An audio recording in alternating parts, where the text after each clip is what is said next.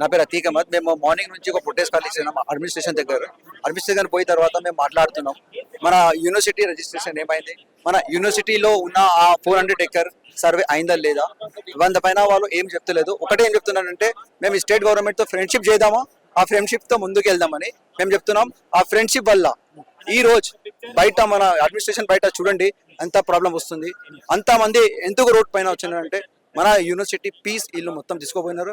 CM Revanth Reddy ఈ రోజు ఇక్కడ మన యూనివర్సిటీ ఆఫ్ హైదరాబాద్ లో 200 పోలీస్ వాళ్ళకి ఇక్కడ పెట్టి ఆ ల్యాండ్ ఫోర్స్ఫుల్ గా మన తరఫు నుంచి తీసుకుంటున్నాం.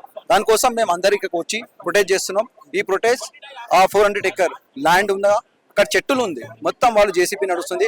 తొందరగా అర్జెంట్ బేస్ లో ఆ జేసీపీ వెంటనే తీసుకోపోవాలి అని చెప్తా ఉన్నాడు కదా, ఇది పూర్తిగా ప్రభుత్వ భూమి, అసలు హెచ్యూ సంబంధమే లేదని చెప్పేసి మాట్లాడుతా ఉన్నాడు. మరి దీని గురించి లేదు. యాక్చువల్లీ యూనివర్సిటీ ఆఫ్ హైదరాబాద్ కి 2300 ఎకర్ అలాట్మెంట్ చేసిన 1974 లో ఇందిరాగాంధీ టైం. ఇందిరాగాంధీ ఇచ్చిన ల్యాండ్ కి ఈ రోజు ఈ కాంగ్రెస్ గవర్నమెంట్ ఎందుకు తీసుకోబోతుంది 45 ఇయర్స్ తర్వాత? ఎప్పటి వరకు ఇల్లు ఎందుకు ఎక్కువ ఈచ్ జమీన్ తీసుకోలేదు, మళ్ళీ ఇప్పుడు ఎందుకు తీసుకోబోతుంది? మన క్వశ్చన్. పేపర్ ఇయ్యలేదు అంటే ఎవర్ రెస్పాన్సిబిలిటీ? మాకి అప్పుడు మన బౌండరీ చూపెట్టారు, అప్పుడు మేము బౌండరీ కట్టుకున్నారు. ఆ బౌండరీ కట్టుకున్న తర్వాత ఈ రోజు పేపర్ ఎందుకు అడుగుతున్నారు? పేపర్ అడుగుతున్నారు అంటే మీరు పేపర్ మాకు ఇచ్చారు, అప్పుడు ఇయ్యలేదు. సో మేము డిమాండ్ చేస్తున్నాం ఇప్పుడు పేపర్ చేయండి అని. కానీ పేపర్ చేస్తా, కానీ 400 ఎకర్ తీసుకున్న తర్వాత మేము చెప్తున్నా ఆ 400 ప్లస్ రిమైనింగ్ ఎంత జమీన్ ఉంది మొత్తం మాది ఉంది 2300 ఎకర్, అది మాకు ఇవ్వాలి అని మేము డిమాండ్ చేస్తున్నాం. మరి ఇష్యూకి సంబంధించి సుప్రీంకోర్టులో కేసు నడుస్తా ఉంది. సుప్రీంకోర్టుకు వ్యతిరేకంగా విద్యార్థులు ధర్నా చేస్తాం ప్రభుత్వం అంటా ఉంది. సుప్రీం కోర్టులో కేసు నడుస్తుందా అంటే యూనివర్సిటీ వర్సెస్ స్టేట్ లేదు. ఆ కేసు ఎట్లా నడిచింది అంటే ఐఎంఏ భర్తా అని ఒక లైక్ ప్రైవేట్ కంపెనీ ఉంది.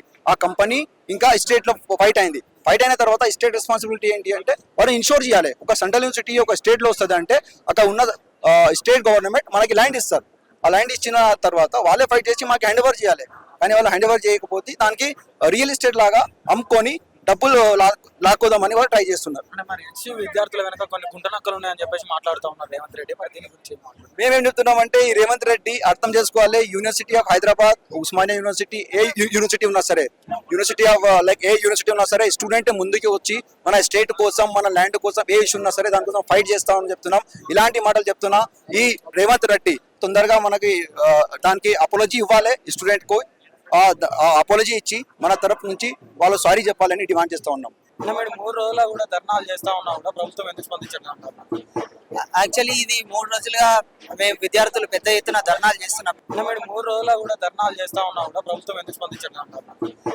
యాక్చువల్లీ ఇది 3 రోజులుగా మేము విద్యార్థులు పెద్ద ఎత్తున ధర్నాలు చేస్తున్నప్పటికీ కూడా ప్రభుత్వం స్పందించట్లేదు. ప్రభుత్వం ఈ యూనివర్సిటీ భూమిని ఎట్లయినా సరే ఇది ప్రైవేటీకరించాలనే కుట్రతోటి ప్రభుత్వం ఈ కుట్ర చేస్తున్నది. ఆ రోజు ఇందిరాగాంధీ గారు 2300 ఎకరాలు ఏదైతే ఆ రోజు ఇందిరాగాంధీ గారు ఈ ప్రభుత్వాన్ని ఈ యూనివర్సిటీకి కేటాయించినప్పటికీ కూడా ఈ ప్రభుత్వం, అదే కాంగ్రెస్ ప్రభుత్వం, ఇది తీసుకోవాలని చూస్తున్నారు. ఆ రోజు ఇందిరాగాంధీ గారు ఇచ్చారు, బట్ ఈ రోజు అక్కడున్న రాహుల్ గాంధీ గారు కూడా దీని మీద స్పందించట్లేదు. ఆ రోజు వాళ్ళ నానమ్మ గారు ఈ విద్యార్థుల సంక్షేమం కోసం తెలంగాణ ఉద్యమానికి ప్రతిఫలంగా వచ్చిన ఈ హైదరాబాద్ సెంట్రల్ యూనివర్సిటీని ఈ రోజు తెలంగాణ ప్రభుత్వం కుట్రపూరితంగా విద్యార్థుల నుంచి క్యాంపస్ నుంచి తీసుకోవాలని కుట్రపూరితంగా చేస్తారు. 400 ఎకరాల విషయంలో మరి మీ వైస్ ఛాన్సలర్ గారు ఏ విధంగా స్పందిస్తున్నారు? వైస్ ఛాన్సలర్ గారిది ఇంకా ఏం స్పందన లేదండి. వాళ్ళు ఏమంటున్నారంటే మేము సర్వేకి సహకరించలేదు అని వాళ్ళు చెప్తున్నారు. ప్రభుత్వం ఏమంటుంది, మా దగ్గర అన్ని ఎవిడెన్స్ ఉన్నాయి, మేము సర్వే క్యాంపస్ అథారిటీ నుంచి సర్వే తీసుకొని మాత్రం మేము ఇది చేసామని అంటున్నాం. కానీ ఇప్పటి వరకు కూడా అడ్మినిస్ట్రేషన్ ఎటువంటి రెస్పాన్స్ ఇవ్వట్లేదు. దానికి వ్యతిరేకంగా పెద్ద ఎత్తున స్టూడెంట్స్ యూనియన్ కానీ, హైదరాబాద్ సెంట్రల్ యూనివర్సిటీ విద్యార్థులు కానీ పెద్ద ఎత్తున నిరసన కార్యక్రమాలు చేపట్టారు. ఇప్పుడే అడ్మిన్ దగ్గరికి వెళ్ళారు. వాళ్ళు ఎటువంటి క్లియర్గా మెసేజ్ మాత్రం ఇవ్వట్లేదు. మరి మీరు ధర్నాలు నిరసనలు చేస్తున్న తరుణంలో పోలీసులు విచక్షణ రహితంగా మిమ్మల్ని తీసుకెళ్తున్న పరిస్థితి చూస్తున్నాం కదా, అసలు ఎందుకోసం?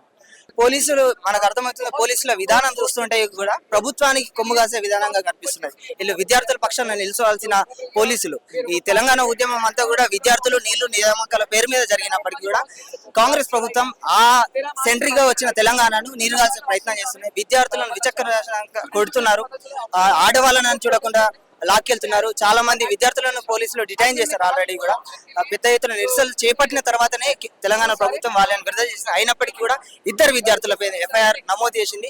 ఆ ఎఫ్ఐఆర్ ను కూడా విత్డ్రా చేసుకొని విద్యార్థులను దీనికి న్యాయం చేయాలని, నిరుద్యోగుల కోసమే, ఉపాధి కల్పించడానికి, డెవలప్మెంట్ కోసమే ఇలాంటి చర్యలు తీసుకుంటున్నామని చెప్పేసి రేవంత్ రెడ్డి గారు చెప్తా ఉన్నారు.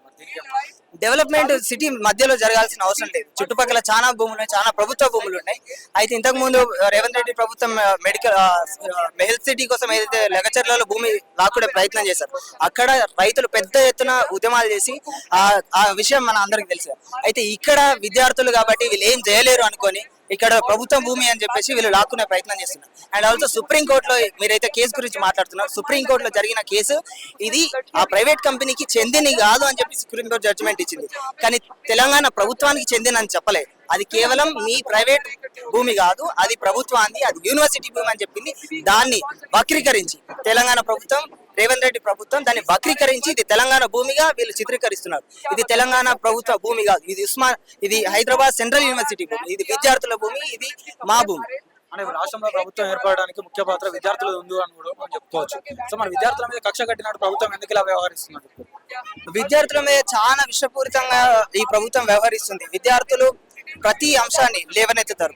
ప్రభుత్వంలో జరిగే ప్రతి అసమానతను, ప్రతి డెవలప్మెంట్ పేరు మీద చేసే కుట్రను విద్యార్థి లోకమే ప్రశ్నిస్తుంది. తెలంగాణ ఉద్యమంలో కూడా తెలంగాణ ఉద్యమానికి సారథ్యం వహించింది కూడా తెలంగాణ విద్యార్థులే. కాబట్టి ప్రభుత్వం ఎటువంటి కుట్రలు చేసినా కానీ మొదట ప్రశ్నించేది, మొదట నిలదీసి విద్యార్థులే. కాబట్టి విద్యార్థులను అణిచే విధంగా, విద్యార్థులను ఉక్కుపాదాలతో దోచి పోలీసులను ఇన్స్ట్రుమెంట్ గా వాడుకొని విద్యార్థులను అణిచే ప్రయత్నం చేస్తున్నారు.